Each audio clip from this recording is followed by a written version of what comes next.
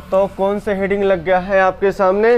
Demonstrative pronoun. ये demands का मतलब जो होता है, इसका मतलब होता है शो, दिखाना किसी चीज को, या तो हम कह सकते हैं इसका मतलब इंडिकेट होता है। चलो अगर ये बातें आपको नहीं समझ में आ रहा है तो इन चीज़ों से हम दूसरा रिलेशन बनाएंगे कि डिमांड्स का मतलब होता है बच्चा लोग ये किसी चीज़ को जताना, और जताना या बताना किसी चीज़ को किस रूप में बताएगा, तो हम लोग कहेंगे ये नियरनेस एंड डिस्टेंस के रूप में बताएगा। जो डिमॉन्स्ट्रेटिव है ये दो ही चीज बताता है, या तो नियरनेस को बताएगा या तो डिस्टेंस को बताएगा। तो अगर इसका परिभाषा लिखना होगा तो आपके सामने जब इतनी बात पता चल गई तो हम कहेंगे टू पॉइंट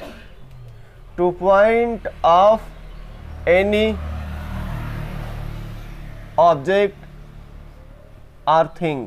इनकी तादाद कितनी होती है सर? इनकी तादाद अगर देखा जाए तो इनकी तादाद 4 होती है। वो अपने पास 4 शब्द है, दिस, दैट, दीज, दोज। ये अपने पास 4 वर्ड है। जैसे मैं आपको यहाँ प्रोनाउन पढ़ा रहा हूँ ऐसे ही मैं आपको एडजेक्टिव में भी पढ़ाऊंगा। तो ये अपने पास होते हैं सिंगुलर। इनकी अगर तादाद पूछा जाए किस रूप में यूज किए जाते हैं तो इनको हम लोग क्या बोलेंगे? सिंगुलर बोलेंगे। और दीज और दोज की बात करें तो दीज और दोज को हम लोग क्या बोलेंगे? प्लूरल बोलेंगे। और दूसरी बात में कहें कि यही दीस और दीज जो हम लिख रहे हैं ये बताएगा नियरनेस, जिसके लिए हम पढ़ाई करना चाह रहे हैं। ये अपने पास यहाँ पे लगा हुआ है, नियरनेस को बताएगा, नजदीकी को बताएगा। और जबकि दैट और दोज क्या बताएगा? दूरी को बताने का प्रयास करेगा। ये नजदीकी को बताएगा और ये वाला फंक्शन दूरी को बताएगा। तो दो तरीके से यूज है, एक तो सिंगुलर के रूप में यूज हो रहा है और दूसरा प्लूरल के रूप में यूज हो रहा है। यहाँ पर इस प्रकार का फंक्शन है, और जब ऐसे लिखा तो यहाँ पर समझ में आ रहा है कि ये वाला जो फंक्शन और ये वाला फंक्शन है ये किसको बताएगा? नियरनेस को। और यहाँ पर ये वाला फंक्शन और ये वाला फंक्शन किसको बताएगा? डिस्टेंस को बताएगा, दूरी को बताएगा। आप लोग यहाँ पर देख रहे हैं ऐसे ये प्रयोग होगा कहाँ पर? अपने पास एडजेक्टिव में, जिसे हम लोग बोलेंगे डिमॉन्स्ट्रेटिव एडजेक्टिव। ये सब्जेक्ट कब बनेगा? अर्थात हम कह सकते हैं डिमॉन्स्ट्रेटिव प्रोनाउन कब ये प्रोनाउन बनेगा? जब ये सब्जेक्ट का काम करेगा तो प्रोनाउन कहलाएगा, एडजेक्टिव का काम करेगा तो इसे हम लोग डिमॉन्स्ट्रेटिव एडजेक्टिव बोलना शुरू कर देंगे। यही चीज एडजेक्टिव भी बनेगा और यही चीज क्या बनेगा? प्रोनाउन भी बनेगा। तो प्रोनाउन का काम अलग होगा और एडजेक्टिव का काम क्या होगा? एडजेक्टिव क्या करता है? नाउन को एक्सप्लेन करता है, बताता है, उसके बारे में कुछ नई गुण बताता है, कुछ अच्छा एडवांस लेवल की जानकारी देता है। नाउन के बारे में जो बताएगा उसे हम लोग एडजेक्टिव कहेंगे, और जिसके बारे में बताया जा रहा है वह कहलाएगा अपना नाउन। यह बहुत खतरनाक टॉपिक नहीं है, खतरनाक तब बनेगा जब इसे आप समझोगे नहीं तब, क्योंकि इसका नेचर थोड़ा सा अलग तरीके का है। अब यहाँ पर हम लिख रहे हैं एग्जाम्पल, यहाँ पर हम कुछ एग्जाम्पल लिख रहे हैं। तो जैसे हम दिस की बात कर रहे हैं तो दिस में हम लोग जानते हैं कि सिंगुलर है। जैसे हमारे पास यहाँ पर अभी प्रैक्टिस को लगाने से पहले यहाँ पर देख लीजिएगा, सामने हम कुछ कलम का यूज कर रहे हैं, कुछ कलमों का यूज कर रहे हैं। अगर हम आपसे पूछें ये क्या है तो कहेंगे दिस इज अ पेन। क्या बोलेंगे? This is a pen. अगर हम बोले अभी बताओ ये क्या है, आप लोग क्या बोल सकते हैं? ये क्या है? तो हम लोग कहेंगे दीज आर पेन्स। तो हम लोग दिस इज अ पेन नहीं बोल पाएंगे, हम लोग क्या बोलेंगे? These are pen. तो ये कितना हम नंबर की तादाद में बोल रहे हैं। जैसे अभी बताओ वहां पर एक क्या है? एक पेड़ है तो दैट इज अ ट्री बोलेंगे। और ढेर सारे पेड़ हैं, 2 या 2 से अधिक है तो उनको हम लोग किस रूप में यूज करेंगे? That those are trees, those are trees. अगर एक पेड़ है तो दिस इज अ ट्री, और कई पेड़ है तो उसे हम लोग क्या बोलेंगे? Those are. क्या ये बस पेड़ के लिए लागू होगा कि सबके लिए लागू होगा? तो चलिए यहाँ पर देखिए और प्रयोग करने का प्रयास कीजिए। इसका स्पीकिंग में बहुत ज्यादा यूज होता है। हम लोग दिस, दैट, दिस, दोज का जो प्रयोग करते हैं, this is a pen, that is a pen, जो भी हम लोग बोलना चाहते हैं इसका ज्यादा सिग्नल है, फ्रीक्वेंसी काफी तगड़ा है। जैसे यहाँ पर हम लिख रहे हैं this is a chalk, this is a chalk. जो हमारे हाथ में है ये क्या है? चाक है। एक हम चाक की बात कर रहे हैं, यहाँ पर ये क्या बन गया? सब्जेक्ट बन गया। अगर ये सब्जेक्ट बन गया तो यहाँ पर ये नाउन का काम कर रहा है कि नहीं कर रहा है? ये प्रोनाउन बन जाएगा और ये बन जाएगा अपने पास प्रेडिकेट बन जाएगा।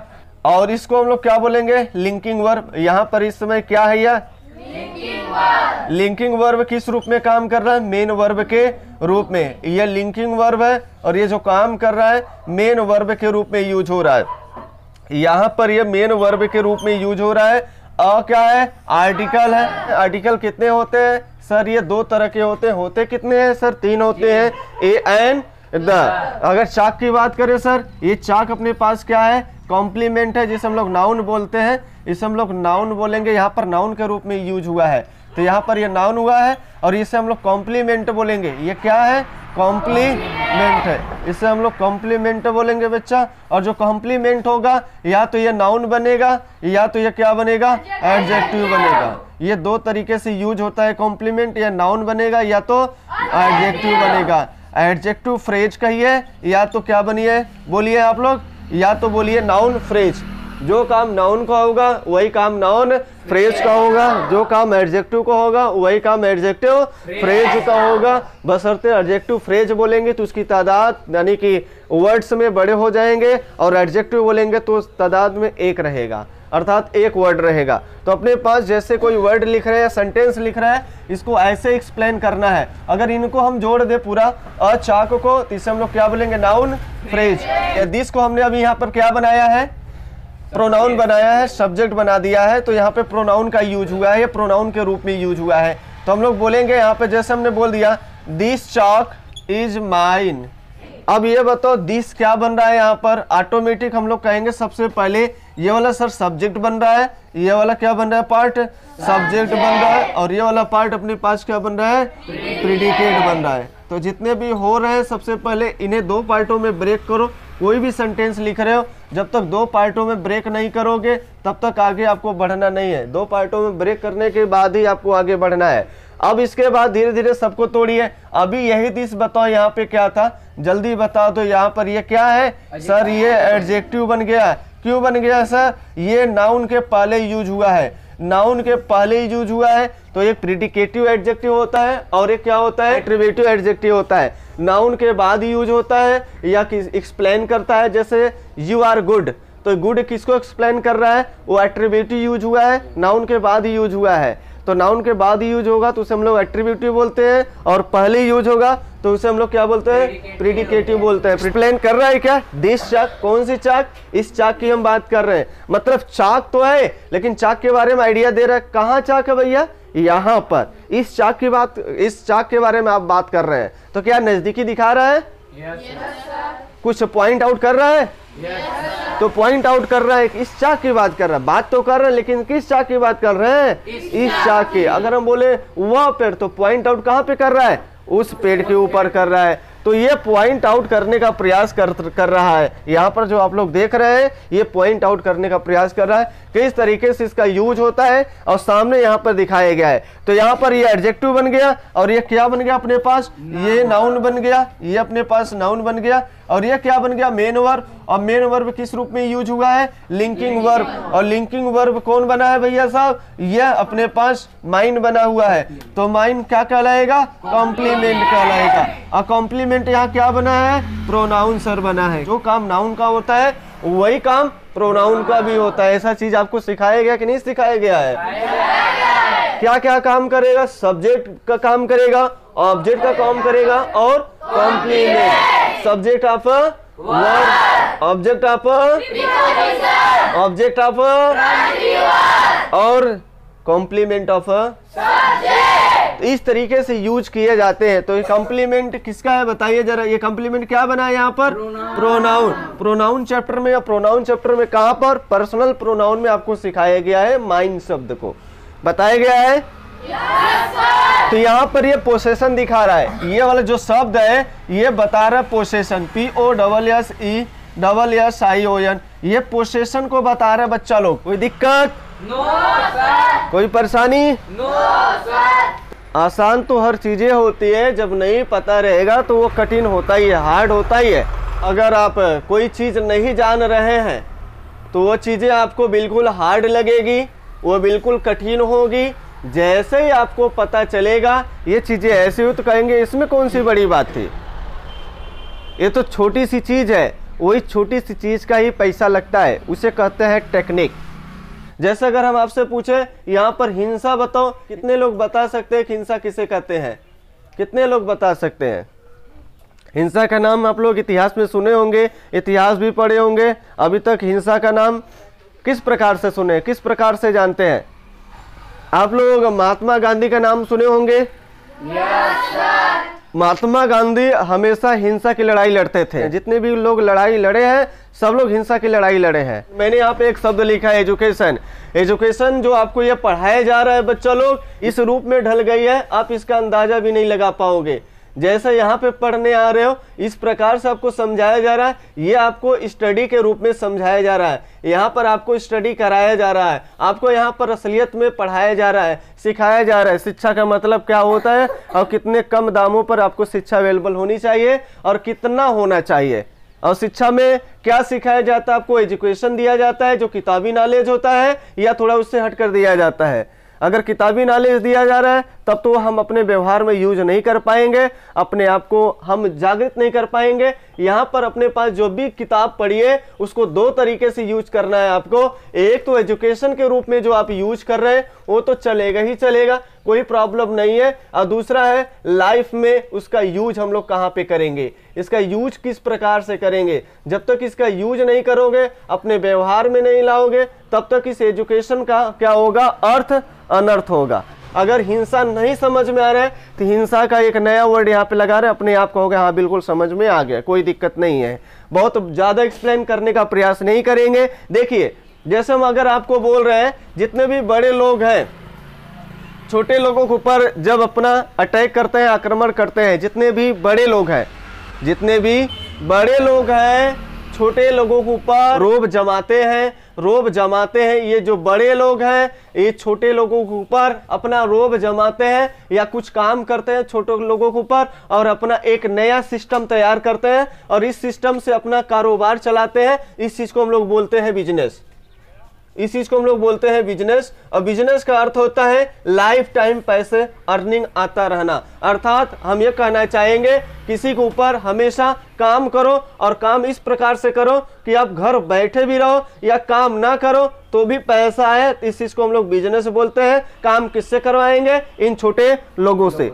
तो दूसरी बात अगर यहाँ पर हम बात करें, जब ये छोटे लोग, अब इसी चीज को हमने पलट दिया, इसी चीज को हमने पलट दिया। अब ये छोटे लोग अपने लड़ाई, अपने हक के लिए जब लड़ाई करते हैं, जब ये छोटे लोग अपने हक के लिए लड़ाई लड़ते हैं बड़े लोगों से, ये छोटे लोग जो है बड़े लोगों से जब लड़ाई लड़ते हैं अपने हक के लिए, इस चीज को हम लोग हिंसा बोलना शुरू कर देते हैं। हिंसा का मतलब अपने हक के लिए, अपने अधिकार के लिए जब लड़ाई लड़ोगे कि नहीं इसमें मेरा भी पद बनता है, हम लोगों को ये मिलना चाहिए, तो क्या होता है हिंसा? जब बड़े लोग छोटे लोगों के ऊपर अटैक करते हैं, आक्रमण करते हैं, अपना रोब जमाते हैं, अपना कुछ भी कारोबार चलाते हैं, तो उस चीज को हम लोग क्या बोलना शुरू कर देते हैं? बिजनेस। लेकिन यहाँ पर छोटे लोग जब उल्टा काम करते हैं बड़े लोगों के ऊपर, अपनी हक के लिए लड़ाई लड़ते हैं, उस चीज को हम लोग क्या बोलते हैं? हिंसा। एजुकेशन जो आपके सामने चल रही है, जो ये पढ़ाई या शिक्षा आपको दिया जा रहा है, ये क्या बन गया है? एक प्रकार का बिजनेस बन गया है कि नहीं बन गया है? हर तिराहे पर, हर कोने पर कोचिंग इंस्टीट्यूट, स्कूल खुल रहे हैं, तमाम प्रकार का खुल रहे हैं कि नहीं खुल रहे हैं? खुल रहे हैं। अगर जो स्कूल कॉलेज खुल रहे हैं, अभी चाहे जो भी हम बात करें, चाहे स्कूल हो चाहे वो कॉलेज हो, जितने भी सिस्टम खुल रहे हैं, ये बताओ आपको पढ़ाने के उद्देश्य से खोल रहे हैं या अपना रोजी रोटी चलाने के उद्देश्य से खोल रहे हैं, या किस उद्देश्य से ये कॉलेज या स्कूल या कोचिंग चला रहे हैं, खोल रहे हैं? देखो, अगर वो कॉलेज खोल रहा है तो बहुत अच्छा काम कर रहा है, मतलब शिक्षा देने का प्रयास कर रहा है, आपको सिखाने का प्रयास कर रहा है, लेकिन इसका ये मोटिवेटिव नहीं है। इसका उद्देश्य ये है कि हमसे इसे क्या करना है? अर्निंग लेना है। क्या लेना है इसे? अर्निंग। जब तक यह अर्निंग के चक्कर में रहेगा तब तक इसका कॉलेज नहीं सुधरेगा, यहाँ से तमाम प्रकार का चीज नहीं सुधर पाएगा।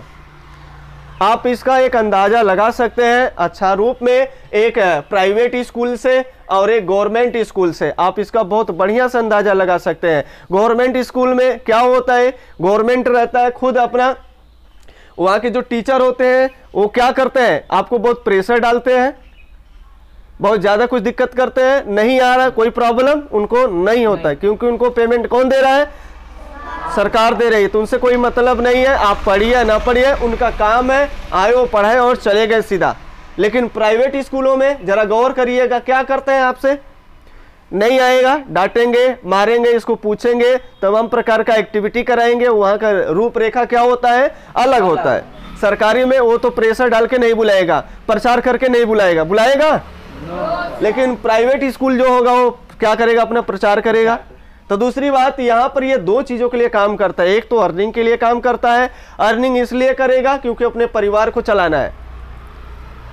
और कुछ लोग क्या करते हैं, यहाँ पर असलियत में आपको एजुकेशन देते हैं, फिर एजुकेशन भी देंगे और इनका अर्निंग भी बनेगा। अर्निंग के चक्कर में रहोगे तो एजुकेशन नहीं मिल पाएगा, और एजुकेशन देंगे तो यहाँ से अर्निंग भी होगा और एक एजुकेशन भी होगा, स्टूडेंट भी बढ़ेंगे, लड़के भी खुश होंगे, विकास भी होगा, हर चीज होगा तब। तो मैंने यहाँ पर दीज भी लिखा है और यहाँ पर भी दीज मैंने लिखा है, दोनों जगह मैंने दीज लिखा है। अब दोनों जगह मैं बताओ, क्या वही दीज एक ही जैसा काम कर रहा है या अलग अलग काम कर रहे हैं? अब यहाँ पे अलग अलग काम कर रहे हैं तो अलग अलग, यहाँ पर क्या बन जा रहा है सर, ये सर एडजेक्टिव बन जा रहा है, यहाँ पर क्या बन जा रहा है, ये एडजेक्टिव बन जा रहा है। और जबकि यहाँ पर असलियत में देखा जाए तो यहाँ पर क्या बन रहा है, यहाँ पर प्रोनाउन, यहाँ पर प्रोनाउन बन रहा है। तो प्रोनाउन जब बनेगा तो ये नाउन के रूप में यूज होगा, तो ये सिंगुलर प्लूरल बनेगा, तब यहाँ पर क्या होगा, ये सिंगुलर प्लूरल काउंट किया जाएगा। और है क्या ये तो सर प्लूरल है, ये तो क्या है, यहाँ पे प्लूरल है, तब यहाँ पर हम एडजेक्टिव के रूप में यूज नहीं कर रहे हैं, नाउन के रूप में। तो नाउन को हम लोग क्या देखते हैं, सिंगुलर और प्लूरल देखते हैं। तो यहाँ पर बताओ क्या बना है, यहाँ पे प्लूरल, ये क्या बनेगा आपका, प्रीडिकेट। तो आपको दो भाषाओं में सबसे पहले तोड़ना है, दो भाषा कौन कौन सी है अपने पास, एक सब्जेक्ट हो जाएगा, दूसरा क्या हो जाएगा, प्रीडिकेट। और जितनी आपको हो सके, कि जरूरी नहीं जितना सर बता रहे बस उतने तोड़े, आपको जो जो मन आ रहा है, जो जो समझ में आ रहा है। देखो मैंने भी वैसे लिखा, सर ये प्रोनाउन बनेगा, प्रोनाउन जो होता है इसको हम दो तरीके से देखते हैं, या जो नाउन होता है इसे हम दो तरीके से देखते हैं, सिंगुलर भी हो सकता है और प्लूरल भी हो सकता है, काउंटेबल भी हो सकता है और अनकाउंटेबल भी हो सकता है। और यहाँ पर ये किस रूप में यूज हुआ है सर, ये प्लूरल के रूप में यूज हुआ है। चलो बहुत अच्छी बात है। तो हम इसको कौन सा प्रोनाउन बोलते हैं सर, यहाँ बोलते हैं डिमॉन्स्ट्रेटिव प्रोनाउन। ये डिमॉन्स्ट्रेटिव में ये क्या बता रहा है बच्चा लोग, यह नियरनेस बता रहा है, नियरनेस। नियरनेस में प्लूरल चीजों को दिखा, नियरनेस का मतलब होता है नजदीक में। नजदीक में आपसे बोला जा रहा है कि जो ये चेयर है, ये चेयर है, कैसा है, महंगा है। जो यहाँ पे ये चेयर, एक चेयर की बात हो रहा है, कई चेयर की बात हो रहा है, तो यहाँ पर एक चेयर की बात नहीं कर रहे हैं, हम कह रहे हैं कि ये जो चेयर है, दीज चेयर्स आर कॉस्टली, हम इनकी बात कर रहे हैं। दीज चेयर ना होगा, दीज चेयर्स हो जाएगा। तो यहाँ पर देखो, ये जो अपने पास एडजेक्टिव होता है, ये तो ना तो सिंगुलर होता है ना तो ये प्लूरल होता है, ये डिपेंड करता है नाउन के ऊपर। अगर हम यहाँ पे ये हटा दें, ये यस वाला, तो बताओ क्या सही है कि गलत है, गलत हो जाएगा। अब इसके हिसाब से यहाँ पर गलती हो जाएगा। अगर या तो यहाँ पर एक चेयर है तब तो ये नहीं आएगा, ये गलत है। अगर कई चेयर है तो इसके हिसाब से ये सही आएगा। तो ये हमेशा नाउन के हिसाब से आता है एडजेक्टिव। और ये दैट यहाँ पर भी आया है और दैट यहाँ पर भी आया था, अपने पास इधर लिखा गया, दैट नहीं लिखा गया क्या, जैसे हमने दिस लिखा है इसी प्रकार आप दैट इज अ चॉक, जैसे हम बोल रहे हैं वो बताओ एक वॉच है तो उसे हम लोग क्या बोलेंगे, तो एक चीज है दूर है तो उसे हम लोग दैट बोल रहे हैं, और कई चीजें हैं तो हम लोग क्या बोलेंगे, दोज। तो यहाँ पर देखिए आप लोग, यहाँ पर जो दैट लिखा है, अब यहाँ पर ये बेचारा बन गया कंजंक्शन। क्या बन गया, कंजंक्शन। अगर आपको प्रोनाउन पढ़ाया जा रहा है, अगर प्रोनाउन पे ही चैप्टर को रोक दिया जाए कि ये प्रोनाउन का काम करता है और आगे न दिखाया जाए, तो अगला जब चैप्टर लगेगा तो आपको कंफ्यूजन मिलेगा कि भैया हम ये सर जी डिमॉन्स्ट्रेटिव एडजेक्टिव पढ़ा रहे हैं, एडजेक्टिव में एडजेक्टिव पढ़ाना चाहिए, तो ये क्या क्या भिड़ा दे रहे हैं। तो आपको दिखाना पड़ेगा ही पड़ेगा, क्योंकि देखिए इसका एक्टिविटी किस तरीके से हो रहा है। जरूरी नहीं है कि एक शब्द एक ही तरीके से यूज हो, तो आपको लगभग इस तरीके से कहीं भी, ये जो एग्जाम्पल मैंने यहाँ पर लिखा है, तो इन सब एग्जाम्पल को आप छोटे से क्लास में 1 से 8वीं तक का क्लास को उठाइए, कोई बुक और उसमें पढ़ाई करिए, उसमें देखिए। इन्हीं शब्दों का जिक्र बहुत ज़्यादा किया जाता है और ये शब्द कैसे यूज हो रहे हैं वही किताबों से पता चलेगा। आपके बड़े किताब से तो आपको एक्सप्लेनिंग आप जल्दी नहीं कर पाएंगे, क्योंकि जो वर्ड लिखे रहते हैं कठिन लिखे रहते हैं। अब बाकी छोटे क्लासों से उठाते हैं तो आपको बातें बहुत जल्दी समझ में आ जाएगा। तो 1 से 8वीं तक का कोई इंग्लिश का बुक होगा, उसको उठाइए और सेंटेंस को ब्रेक करना शुरू कर दीजिए, तोड़ना शुरू कर दीजिए। आप धीरे धीरे अंग्रेजी में एकदम बूस्ट कर जाएंगे। तो यहाँ तक बातें समझ में आई है आज? तो इसको लगाया जाएगा स्टॉप। आज आपकी ये बातें अर्थात ये डेमोन्स्ट्रेटिव प्रोनाउन हो गई फिनिश। ओके?